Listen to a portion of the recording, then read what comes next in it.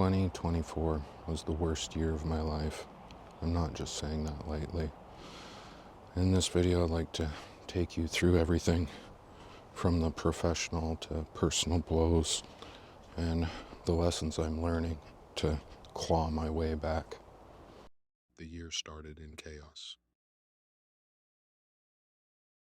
2024 started with finishing up 2 pet sittings simultaneously while trying to also orchestrate the regular dog walks. It was definitely not ideal. I had arranged for my fiance at the time to help me with one of those sittings, and she decided to cancel and go visit her family, which left me scrambling, unable to find a replacement in time. So I handled both of those sittings and did not sleep the greatest. Left me feeling quite exhausted and frustrated beginning the year, and ultimately seemed to foreshadow what was to come for 2024. Personal loss and grief. Very early in the year, while starting my next wave of pet sitting, my Jerry, my beloved dog, pack leader, and the whole reason why I started the business, fell ill. And shortly after, had to be put down for his own well-being. And this was drastic in my ability to self-regulate. During this time, I was really struggling to regulate myself, being exhausted, moving from the previous sitting shortly to this sitting, but then add on the dog that seemed to be my rock passing, made it very difficult to manage, and seemed to culminate in the finalization of me and the fiance's relationship through trying to deal with the grief of my Jerry passing and continue to manage the responsibilities of my business. I was definitely passing my capacity, and I required a calm space to be able to move into. I, at about this time, decided to move into one of my clients' rental suites, which I was originally eyeballing as an office so that I'd be able to think clearly in the space and go home, but it became apparent that calm wasn't being found at home, therefore I couldn't rest, and I started my grieving of Jerry essentially in isolation in my own place, which wasn't how I had imagined going through that period, but with the relationship between me and the ex-fiance breaking up, it, just so that I could be able to get the needed rest, specifically during this period, I really had a hard time with all of it at once and had to let something go. And I couldn't just let the grieving go, and I worked my butt off for the business, so I had to move out on my own and let go of the future I had hoped me and the ex would have together, realizing that it would likely mean the end of the relationship. Understanding neurodivergence and boundaries. It wasn't a sudden decline for me and the fiance's relationship. It seemed to be something that started as I started to learn about my neurodivergence and the needs associated to it, trying to establish boundaries for my own well-being and maybe not doing it in the best ways. I 2023, I started learning about who I am and the things that I experience, from, pathological demand avoidance to rejection sensitivity, rejection sensitive dysphoria, or whatever it's called, how that equates to me dealing with myself and the needs that I have that I never recognized previously, therefore wasn't able to communicate and express. But all of that seemed to only further strain the already strained relationship, as my attempts to communicate boundaries were not received the greatest, as it was an abrupt change to patterns that were long established. As I learned about my neurodivergence and started trying to establish boundaries, it seemed as if the vulnerability that came only furthered my determination, and that seemed to be a determination to prioritize my own well-being. And despite everything else falling apart, it seemed apparent to me that I needed to hold firm on the boundaries which I was attempting to establish. And again, it just continued to lead into the destruction of a long-term relationship. And though I regret that relationship ending, I recognize how it was necessary in terms of me upholding the boundaries. Missing time and head injuries. Thankfully, I managed to get a counselor, having applied many months prior in 2023 through the Esquimalt Neighborhood House, I believe it's called. Free counselor who, during the time in my own place, helped me to realize that I seemed to be experiencing lost time, and how that affected my conduct, not being able to trust my own memory, and then how maybe altering memories from other people, memories from other people, would appear as gaslighting towards myself, since I couldn't really remember things clearly. It was a bit of a startling realization, but I'm thankful that through that therapy and her help, I was able to get a hold of the next step moving forward in counseling, having a plan, and continuing to get through the grieving process, realizing that I wasn't just neurodivergent, but I was also struggling with a physical ailment.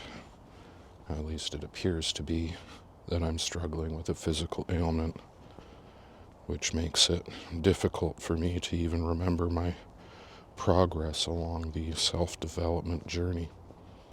It all basically came down to the counselor asking me one question: have you ever had any head injuries? And then keeping record of all my various responses, because each time you ask me, I might have a different answer. But they're not necessarily untruthful, it's just different examples of head injuries. I've had so many over the years, I forget of all the different ones I've had, and depending on what topics we've discussed recently, I might have some other injury come forward as the first one that I mention. So not only that, but helping me realize that I seem to go through a personality change at about the time I crashed my scooter. Something shifted within me. I wasn't ever really the same afterwards. And then several years later, being put under for my back surgery, I ended up having a reemergence and amplification of all the various personality changes and other symptoms that I was experiencing, it was definitely like a bit of a light bulb that went off. And then for the next session, she actually had to remind me that we even made that progress. And that was where I really, really came to realize that I am hindered by my inability to remember some aspects, especially surrounding anything around my physical trauma. I seem to have a blind spot, which keeps me from being able to remember those injuries and clearly identify them as a source of influence in how I have behaved. Yet I can look back and recollect on how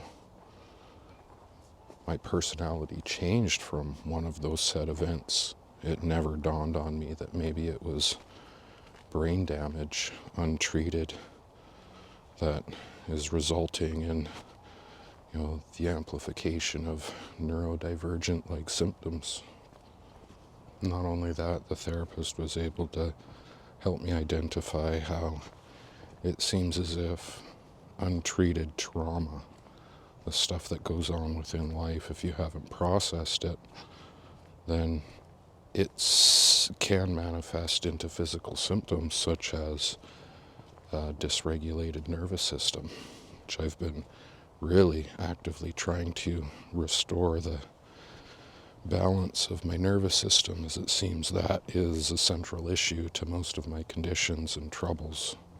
And then the resulting symptoms that come from that, where having a dysregulated nervous system because you're in an environment that is perceived as toxic, then tends to boil out with the delayed processing into the world for a period of time. And I wasn't able to really dissect whether or not it was my frustration and anger that I was carrying, or if it was relative to the situation, or even how I was behaving differently than I normally would, as if I had a blind spot again to the difference in the personality changes. Yet I could identify some of the outcomes where when I am in one state I can calmly reflect on things, but then in another state I might explode and get angry and say things that I really wish I hadn't.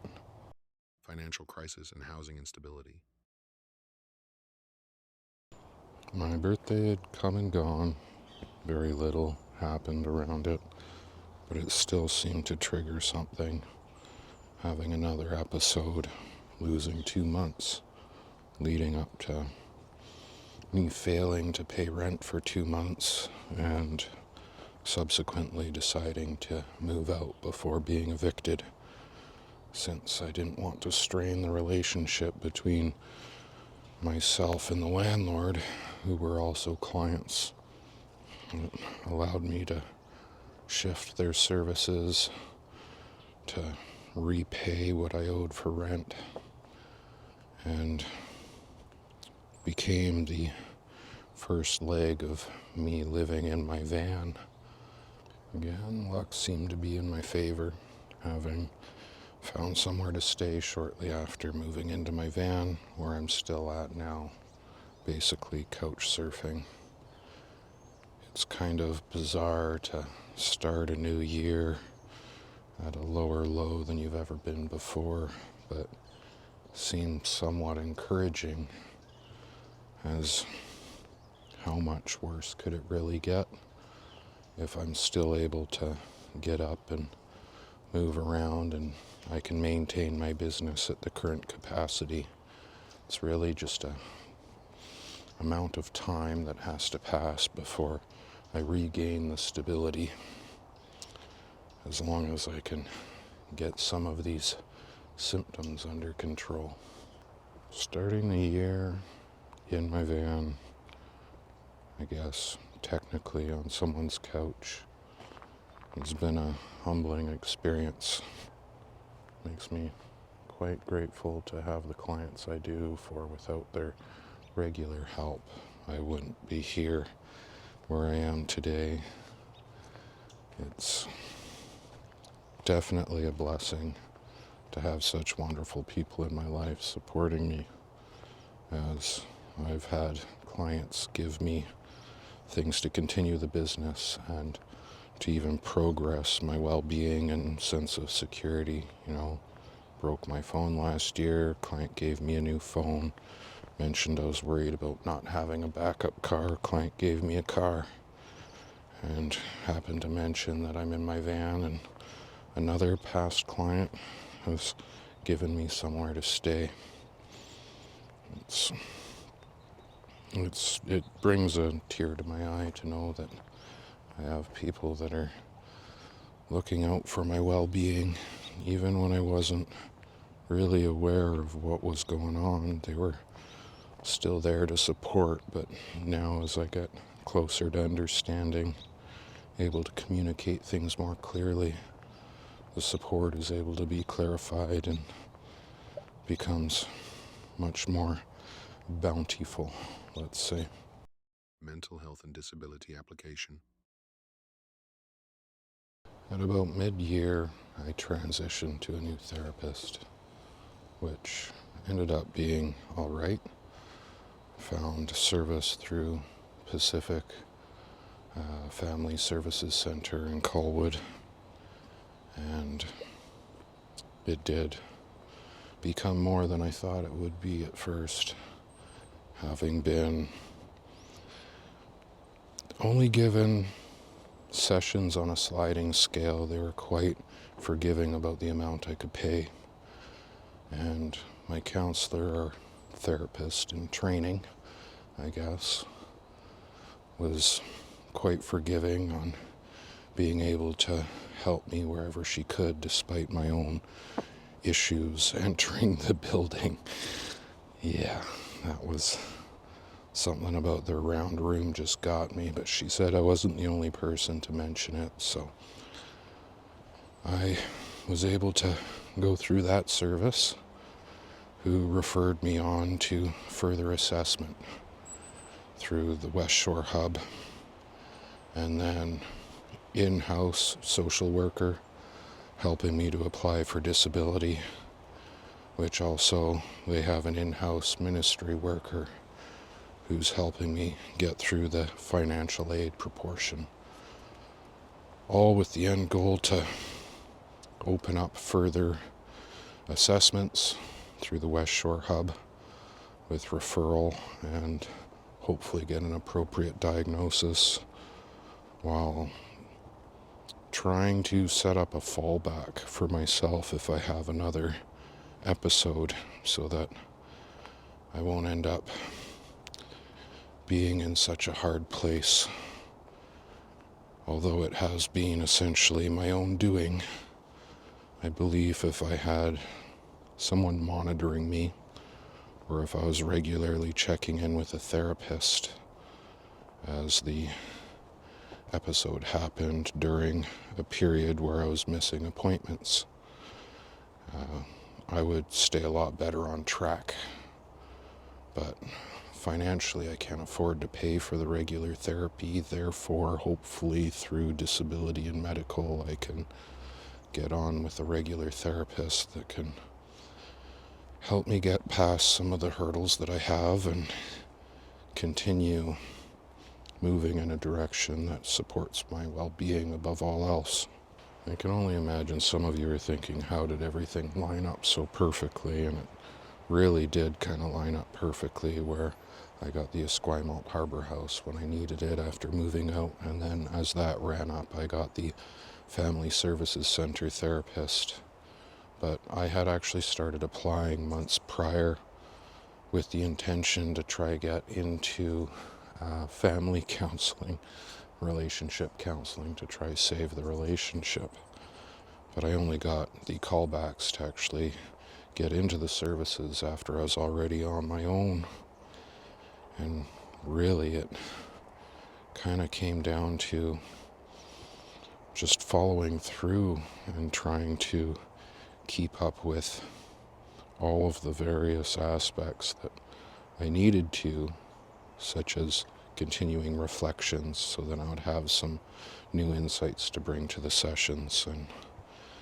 But it was quite the humbling experience to actually get in with people that seen me for who I was, didn't immediately put a label on me as previously having, I believe, a wrongful borderline diagnosis,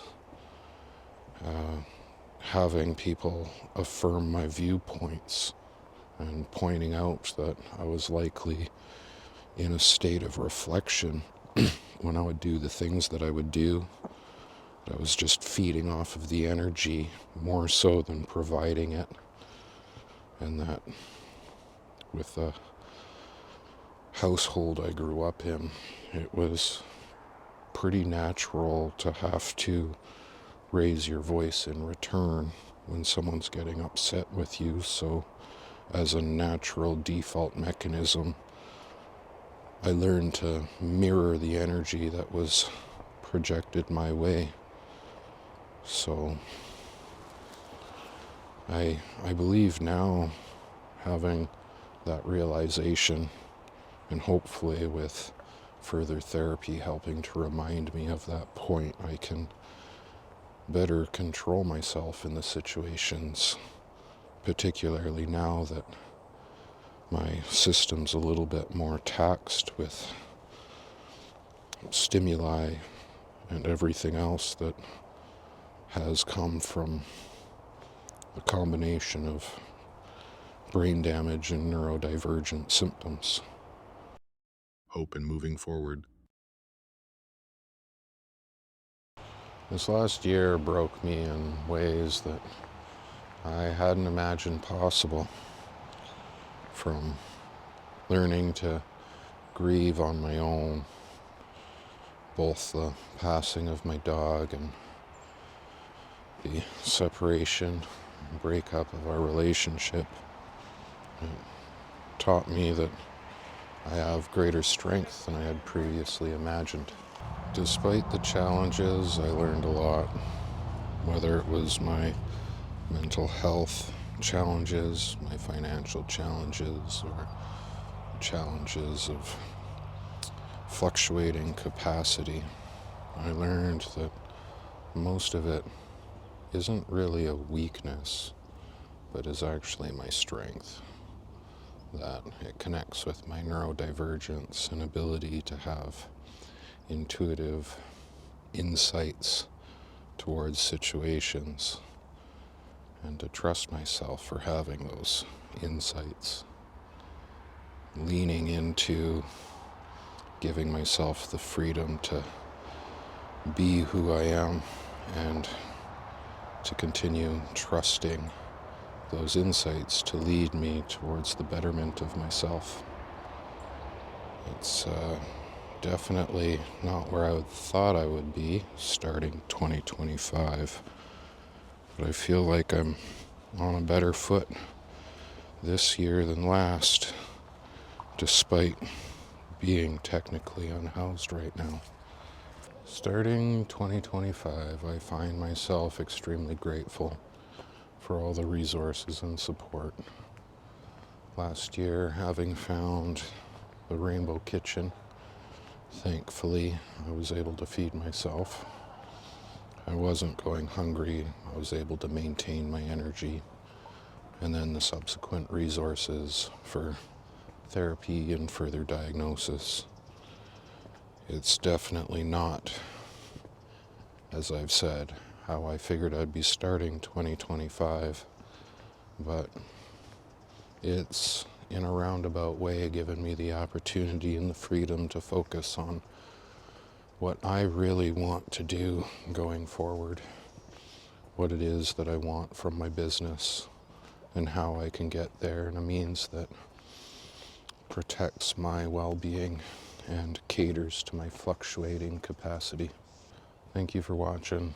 Don't forget to like, and if you happen to like this walk and talk through nature content, Don't forget to subscribe. Get yourself on the list of people to take topic from. You can leave a comment, and in a future video I may consider discussing what you suggest. Much love, guys. Isn't that neat?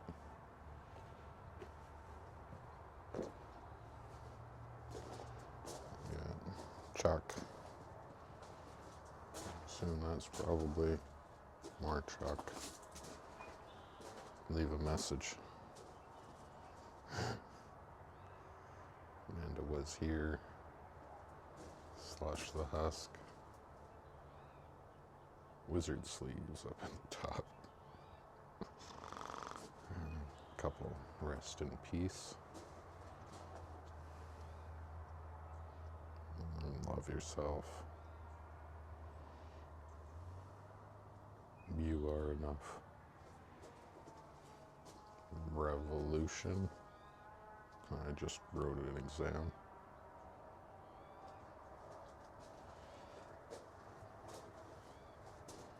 Make art, not war. And all that is required for good to triumph is for evil people to do nothing. You ever go for a walk and end up going a hell of a lot farther than you intended? Well, yeah, the sun's going down. And I just got to where I was thinking about. It was definitely a lot farther than I thought it was. Came here a couple times with my Jerry before he passed. And I haven't really made it back out this far. It's on the Camosun University property out at the Leyritz Park, I guess it's called. But getting off in the far end, there's a loop I just discovered going up through the trees behind me.